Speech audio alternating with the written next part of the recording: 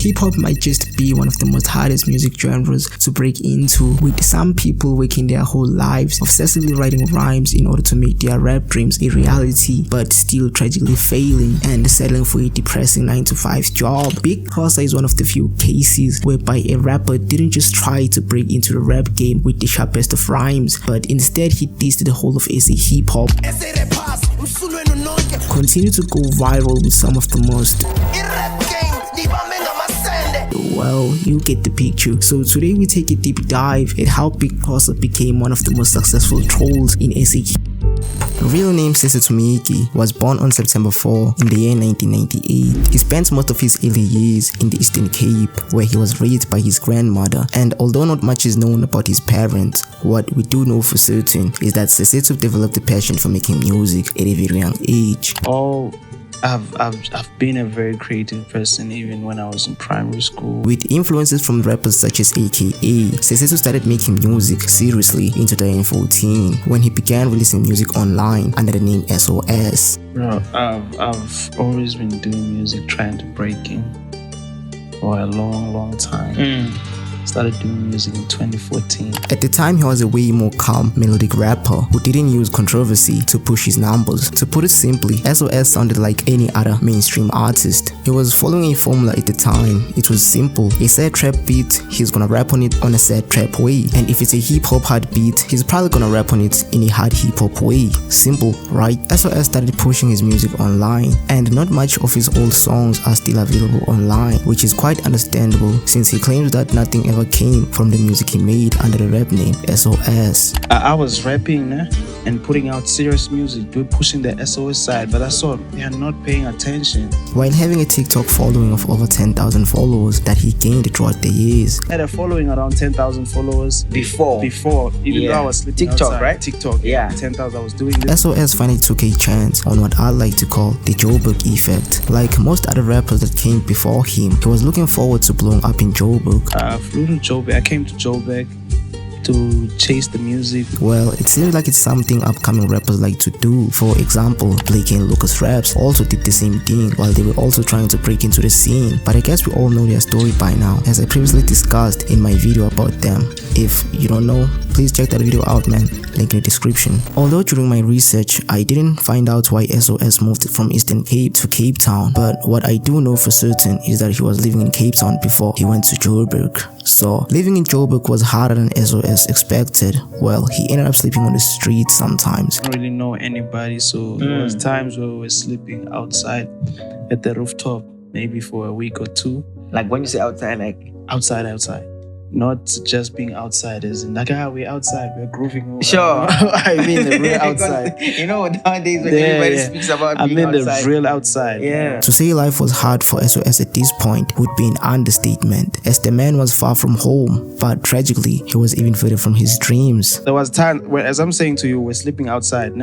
So there was a time where I'm like, hey, Chance, this thing is not working out. While SOS was living on the streets, he started reaching out to other huge artists and probably upcoming with the intentions of writing songs for them, but no one ever responded to SOS. I was reaching out to everyone like, hey bruh, I can write you a song, but nobody really responded, you know. So you wouldn't blame the man for wanting to quit and go back home. Yeah, the man had a huge TikTok account where he went viral there from time to time with the songs he used to remix. I used to do like little TikTok videos remixing people's stuff, you know, and they would go viral on the internet, but nobody would know who I was. Like nobody could trace and say that's Big Xhosa. But let's be for real here. 10,000 followers on TikTok aren't gonna pay the bills, kids. The music side of things wasn't going great either. The streams weren't coming in, and on the other hand, whenever he went viral on TikTok, blogs used to write about him. But the sad thing was that nobody knew who he was. Because I used to trend in a way where I get posted by blogs, but they don't know who I am. Since I know some of you might have seen someone on TikTok rapping, but you just saw him going viral once and never saw him again. So SOS was falling in the same trap as those other rappers on TikTok. Man, living on the streets and being a TikTok rapper who went viral sometimes, and like, man, that's just a whole different story, man. I know that I would have went home the first day I realized that I didn't have a place to sleep.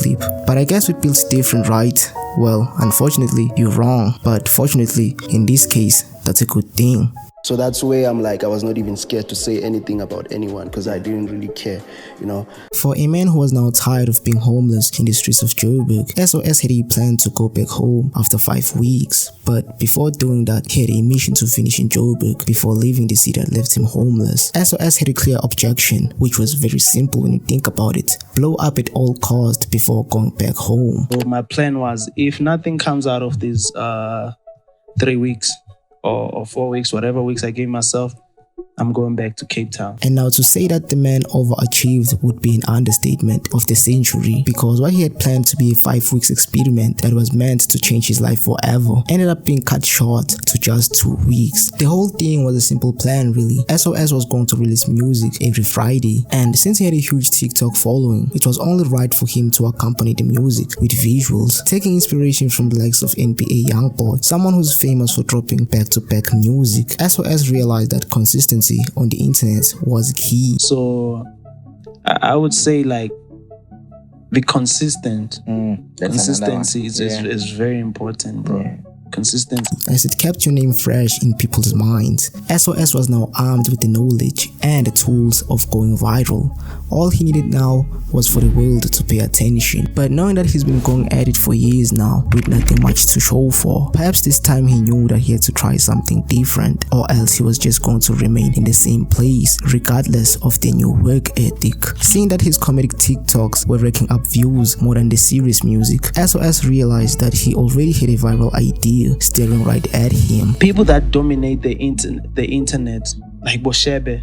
Shebe doesn't even really have to post himself. Like, but people are posting on his behalf because you know he has that character that like people love about him. And this is where the now famous troll Big Xhosa was born. With nothing to lose but everything to gain, SOS gave the same energy the industry was giving him at the time, feeling like hip hop didn't love him. But I've never gotten any sort of love from hip hop.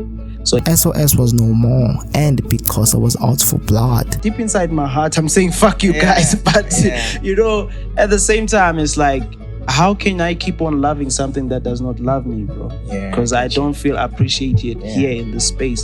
So let me just make music that I feel like, okay, this one is gonna relate to even a further genre than hip hop. I don't even want to be introduced as a hip hop artist anymore. First releasing a beatbox challenge on YouTube the first week out of the 5 he planned to try and go viral on. The visuals racked up 1,000 views the first day. There was that beatbox thing that was going online, so I did a remix to that. Then I dropped it, and I saw how much they loved it, right? And then after they loved it, it did 1,000 views in a day. 1,000 views in a day on YouTube back then. It was a big thing. It was a big thing for me, you know.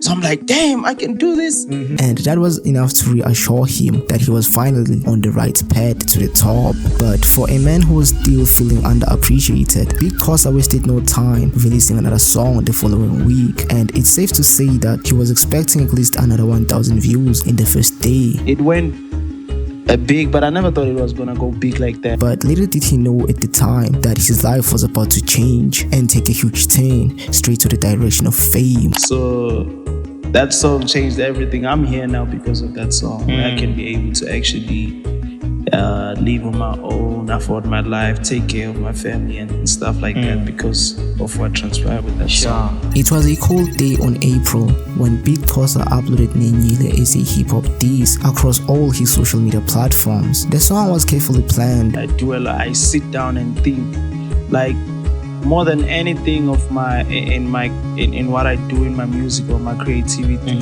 thinking is the most important part of it. With visuals that seemed to be shot by a professional, but it was actually shot by one of the homies Big Xhosa made while he was in Joburg, which just shows that having the right people around you can literally change your life forever. And when asked how much the whole production costed for the whole thing, Big Xhosa would respond that it was only 150 rands. The diss track, it costed me 150 rands.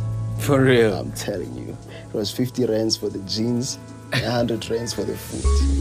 And then the dude shot it for free. Oh, for real? Yeah, because we built that friendship and all that stuff. So the thing that changed his life came from him just spending 150 rands. Like, That's crazy. You might call it luck, or you may call Big Xhosa a genius. It still doesn't take away from the fact that Big Xhosa went viral in just 2 weeks, something SOS failed to do in years. But to understand why Big Xhosa succeeded where SOS failed, we must first take a look at what was different this time. Well, besides the name change, Big Xhosa was far from what SOS was. To call him a villain would be fitting for him. The man decided to diss almost everyone in the rap game just because he couldn't blow up. But then again, Big Xhosa wasn't the first underground rapper in history to diss people at the top. Underground rappers tend to always feel like they are putting in more work than the people at the top, and sometimes that is true, but that may be because rappers at the top are well established with fan bases that will almost always listen to their new music regardless of the quality. For example, take a look at all the littles of the rap game. Lil Baby is at the top of the top when it comes to numbers and status in the rap game, but I feel like all of his recent albums sound the same, and Lil Durk is not different either, but both men seem to run up those streams whenever they drop something, so talent was no longer an option for Big Xhosa. If he wanted to go for these rappers, he had to attack them with something different. He couldn't just say, yo, I'm harder than you because of this and that. Big Xhosa had to do something that nobody has ever done, so that's how he came up with the idea of roasting everyone in the rap game instead of dissing them. It was nothing deep. If you listen to what I really said there, it was nothing deep.